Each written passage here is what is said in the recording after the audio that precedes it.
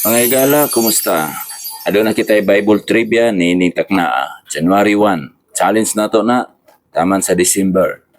Ang unang Bible trivia na to, mga taga-Rex, mo ni ang pangutana, mga igala. Unsay ngalan nila sa Drak, Misak, ug Abignigo sa wala pag-iusab sa prinsipe sa mga eunuko ang ilahang ngalan. Ang prinsipe mao kini ang sakop ni Haring Nabucodonosor. Now, ang tubag is, mao ni sila. Si Sadrak, bihinganlan na siya. Ang iyang original ngalan anak niya is Hananiah. Mao kana si Sadrak. And then, si Misak, mao ang iyang ngalan is Misael.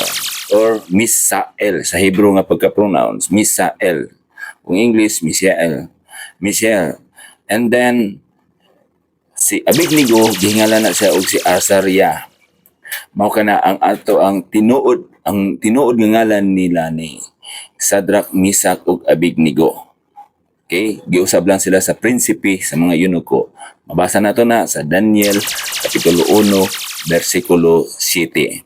Daghang salamat ug katangi ang sunod natong Bible trivia para sa inyong kaalaman.